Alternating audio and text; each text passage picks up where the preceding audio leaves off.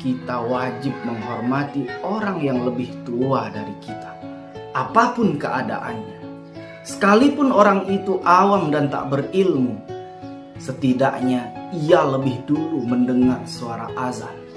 Walaupun orang itu ahli maksiat, setidaknya ia lebih dulu diajarkan untuk mengenal Allah dan Rasul-Nya. Setinggi apapun ilmu seseorang, jika ia tidak memahami hal ini, maka pada hakikatnya ia adalah orang awam yang tak mengenal sejatinya fitrah ilmu. Allah, betapa piawainya syaitan bermain dengan perasaan manusia. Seorang ahli ibadah, ahli ilmu, tidak ia bisikkan untuk kemudian berbuat zina, mencuri, ataupun melakukan perjudian. Tapi ia bisikkan di relung hatinya perasaan merasa lebih dari manusia yang lainnya. Merasa lebih mulia, merasa lebih benar, merasa lebih berilmu, merasa lebih baik, merasa lebih terhormat, dan merasa lebih dekat dengan Allah. Dan inilah sejatinya sifat iblis yang terus menitis ke dalam diri manusia sampai hari kiamat, merasa lebih. Maka di dalam Al-Quran, satu peristiwa bahwa iblis tidak mau bersujud kepada Adam alaihissalam. Apa alasan iblis kemudian tidak ingin bersujud kepada Adam alaihissalam? Alasannya itu, ana khairum minhu, saya lebih baik darinya. Sifat ini menitis ke dalam diri manusia sampai hari kiamat.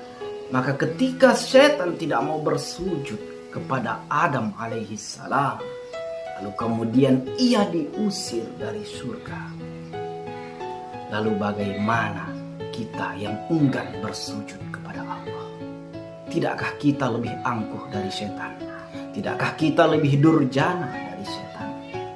Ada suatu kisah yang terjadi di sebuah perkampungan, dan kisah ini terjadi antara ahli maksiat dan ahli ibadah.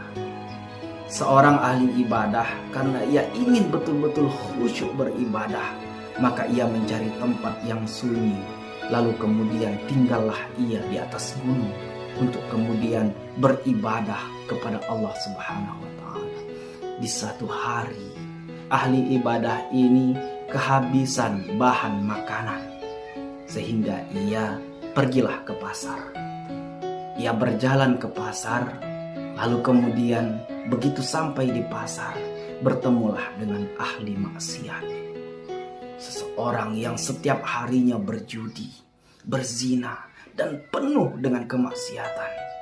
Disinilah, detik-detik inilah Allah mengangkat derajat ahli maksiat, lalu kemudian menjatuhkan, menghinakan derajat ahli ibadah.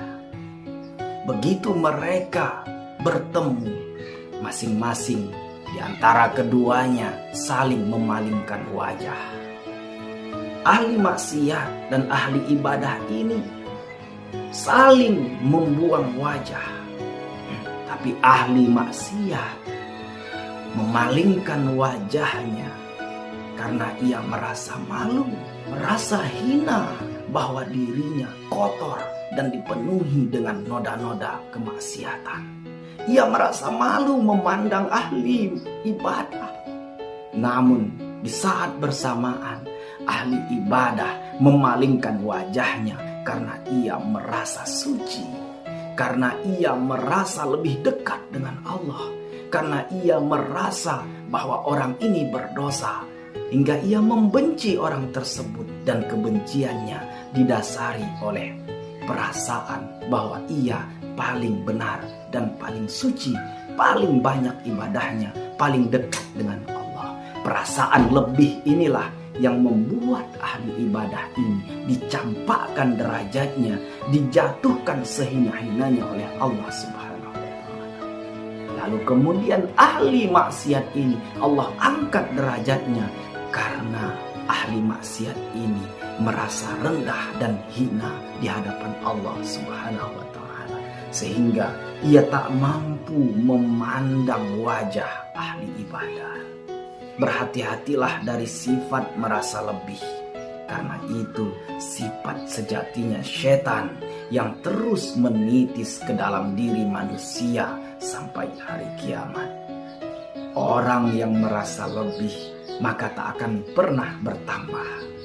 Orang merasa lebih pintar maka ia enggan untuk mendengar sehingga tak bertambah ilmunya.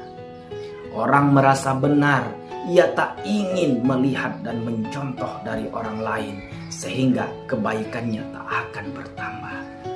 Orang yang merasa suci, maka ia tak akan pernah melihat keburukannya sehingga tak akan bertambah kebaikannya. Semoga kita menjadi hamba Allah yang senantiasa merasa hina, merasa berdosa, sehingga setiap detik dalam kehidupan kita senantiasa memperbaiki diri dan terus beristighfar kepada Allah Subhanahu